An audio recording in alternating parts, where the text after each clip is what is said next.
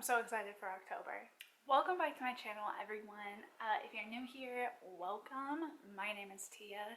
This is Talkin' Schmidt, where we talk Schmidt about a lot of things. Music, not really anymore actually. Books, TV, movies, mainly that's it. I forgot what I was doing here.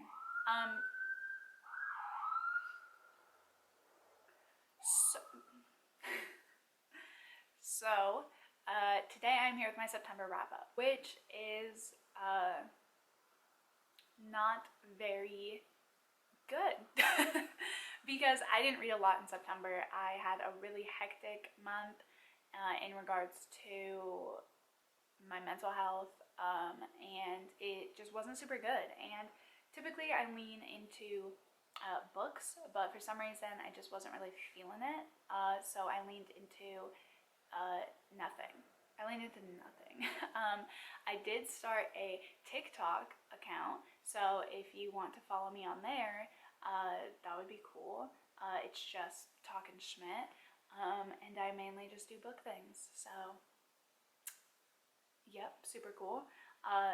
Struggling, definitely a learning curve there for a millennial like me, and I still don't really have like the hang of it, but I'm trying, so would appreciate. I only read, let's see, 1, 2, 3, 4, 5, 6. I only read 6 things this month, and 4 of them were for my domestic thriller reading vlog, which I will leave up above and down below. So 4 of them were for that. So just alone, I already have like a dedicated video talking in depth about all 4 of those books. So that doesn't make for a very nice wrap up. So this is gonna be a super quick wrap up. Easy, to the point, and let's just get into it. If you're interested to hear my thoughts a little bit more on the thrillers, I definitely recommend checking out the domestic thriller video, because it'll be much more in-depth. But this, I'm not going to talk about them too in-depth here, just because I do have a whole dedicated, like almost hour-long video or something like that. So let's get into it. So first, I have Every Value Break by Peter Swanson, which I gave 2 stars. I was really disappointed by this one. I felt like the Peter Swanson writing from the POV of a woman left the story really icky and gave me the ick, and it was just really unrealistic in so many ways, and it just wasn't what I was expecting. But I do think that there were some interesting elements. I've even considered bumping this up to a 3-star, because the more I think about it, the more that I do enjoy kind of the different take it took, because in the latter half it really goes into like more of a survival type story, and I found that really unique and interesting. But I don't know, overall it still was just really predictable, and because I like Peter Swanson's writing, I have in the past, I was really excited for this one. So I think maybe that's where a lot of my disappointment stems from as well, just because I was really anticipating this release. So yeah, kind of a letdown. Then I read The Wife Upstairs by Rachel Hawkins, which I also gave 2 stars. But see, this one is a different kind of 2-star. Like this one I felt like was okay, just because like it was so basic to me. It was such a basic, typical, very traditional domestic thriller. It's you get exactly what you expect. And so I gave it 2 stars for that, because it was, I mean, it just kind of stuck to the script, but it wasn't very good. So that's why I was considering like upping my rating of Every Value Break, because I do feel like it was more original at least and had a little bit more oomph, whereas this was just basic. So it was okay, but I don't know if what I'm saying makes any sense, but it was just okay. I will say this is supposedly like a Jane Eyre retelling, and I didn't really get that at all. I felt like it was a super, it stuck to it almost too much, like what you expect to happen, but then so it ruins all of the twists, and it doesn't really go anywhere else, but yet it was such a bad retelling. So I don't really get how that works. I think it gave everything away, and the title of the book in itself is a spoiler. I think that this book could have been rebranded a lot better. Yeah, I don't know. I feel like I've talked about this book so many times that I don't even know if I'm making sense. There's that one. Then I had The Mother-in-Law by Sally Hepworth, which I gave 4.5 stars. I really enjoyed this one. I thought it was different in regards to other typical tropes in the domestic thriller genre. I thought that it was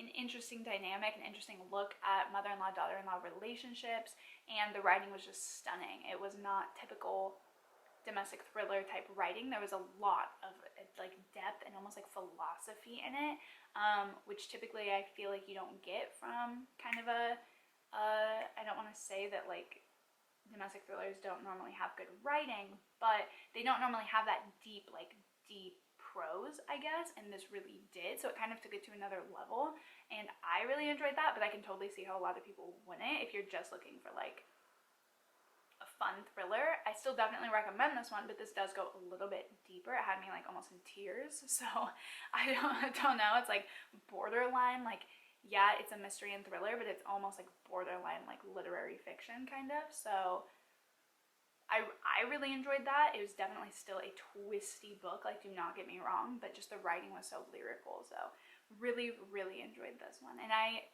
didn't see the twist coming until we got like really, really, really close to it, so for me that's still like amazing. Then I read My Lovely Wife by Samantha Downing, which I gave 3 stars.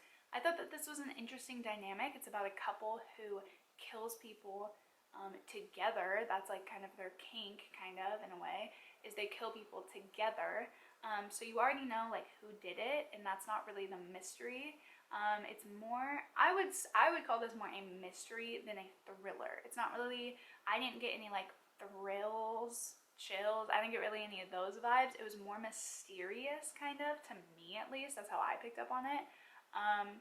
And I felt like it was more a look at their community overall and how their community reacts to serial killers and certain events and who they cling to. And it was almost kind of a look more at that, which I found really interesting. And then also a look into, more so into the dynamics of their marriage. So it was more mysterious, kind of, and not so much a thrill, but that's just like what I got out of it. The ending of this one really, really bothered me. I felt like it wrapped up so quick. I was listening to the audio, and it literally just happened so fast. I literally was like, wait, what? When it was like, thank you for listening. I was like, to what? Like that, what? Like it went way, way, way too quick. So I did not like that, but overall pretty good. 3 stars. I don't know if I said that. Just a solid 3 stars. It was good. Then for another vlog that I have coming out in October, probably the first week of October, I read Dark Matter, but I'm just gonna wrap this up now. By Blake Crouch. I don't know if I said that, but this was a 2-star for me. So maybe that's why I didn't read a lot this month, is I didn't have very many good reads. Like there weren't a lot of things that I thoroughly enjoyed. But this one just, I didn't connect with the writing. I really enjoyed, and I'll talk more about this in that video, so if you're interested, definitely wait for my next reading vlog. But I just didn't enjoy the writing style of this one. I really enjoyed the concept, the sci-fi elements and parallel universe and stuff like that. I thought it was super interesting, but I didn't like the way that it was told. I thought it was really condescending, really pretentious, there were a lot of plot holes, and I just felt like more focus could have been done on the actual, the way in which it was told, and not so much like, oh, let's throw this plot in there and this plot and really build up the plot, but then the way it's executed was just terrible. So I felt like it was like maybe bit off a little bit more than he could chew, and it showed, I feel like, to me. I know a lot of people really, really enjoy this one, but I just wasn't a fan of the writing style, and I kept getting really confused, and I felt like I was being just told a lot, and I didn't really enjoy that. So yeah, so read that one. Wasn't a big fan. And kind of random, but I was just in the mood for like a fall-time romance, so on Hoopla I picked up The Bakeshop at Pumpkin and Spice. It is, what is it? It's 3 short stories by Donna Kaufman, Kate Angel, and Allison Charles. I actually just finished this today, so I haven't had a chance. I rated all the stories individually, but I haven't had a chance to look at my overall rating. So let's see what that would be. So my average rating for this one is a 3.5. I rated the first story, Sweet Magic, 2.5 stars. That one was by Donna Kaufman, I believe. Didn't really like that one a lot. Super, super insta-love. They literally like meet and like walk out the door, and he's like, oh my god, will you marry me? And it's like, what? So just didn't like that one, but it was cute, did have fall vibes and whatnot.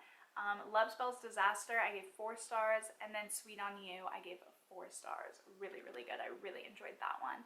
But they're all set during the same time in this super, super small little town of Moonbright, Maine, and they all go all out for Halloween. They have this Halloween parade and everything, so it's just 3 different romantic stories that take place surrounding that Halloween parade and event. This was super cute. It got me right in the mood for fall and Halloween. I'm probably gonna decorate the house tonight, actually. Because it's October tomorrow, so want to like wake up and be in the spooky mood. And this one, yeah, it definitely did it for me. It was really, really cute, and I do highly recommend it. The first story wasn't good in my opinion, but the latter 2 were really, really, really good. I feel like you don't see like romance stories surrounding Halloween or like any other holiday but Christmas, honestly. But I really wish that we had more like fall themed, Halloween themed books, just like in general. Maybe I'll like try to like seek some out and we can do like a little reading vlog together or something. But I don't know, I feel like you don't really get a lot of Halloween themed books. So maybe I'll try to like look some up. Maybe I've been missing them. But that is everything that I read in September, so not a lot. 4 things are highly mentioned in another video, and then the other 2 ones are just kind of random reads. But yeah, I just wasn't really enjoying my reads this month, so kind of got me in a little reading slump, I will say. I hope that you guys enjoyed this video. Be sure to let me know in the comments maybe your favorite thing that you read in September, and yeah, give it a big thumbs up if you liked it, and I will see you guys in the next video. So bye.